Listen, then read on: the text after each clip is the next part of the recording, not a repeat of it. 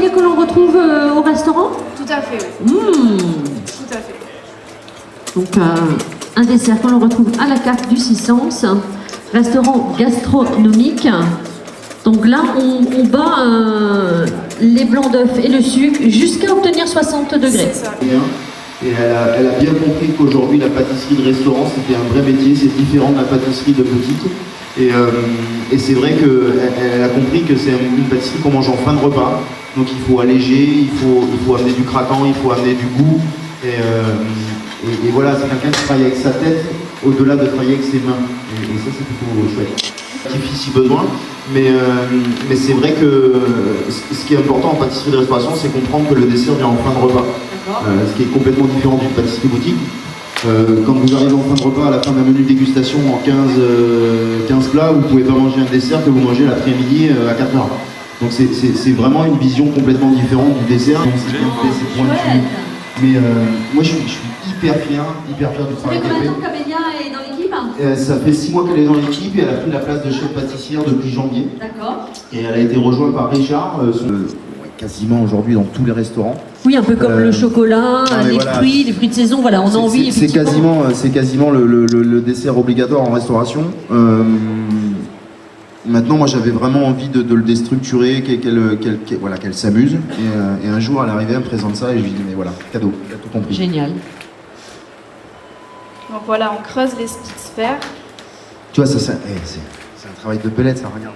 Moi, je fais ça pendant un quart d'heure, déjà, ça me rend ouf et puis je défonce tout, quoi. Non, mais elle est hyper minutieuse, quoi. C'est là où on se rend compte que quand même, la cuisine et la pâtisserie, c'est pas le même métier.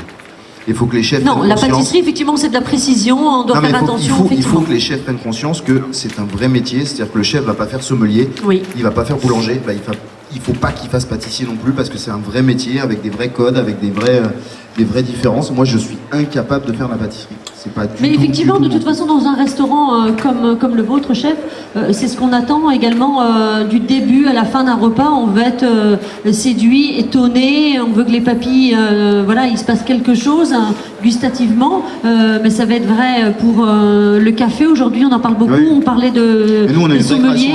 Voilà. Je suis en plein dessus, je suis en train de faire une carte de café différente avec des grands crus.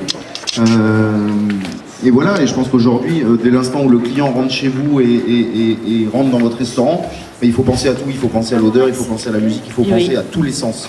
Mais on est complètement d'accord. Et il faut que ce soit...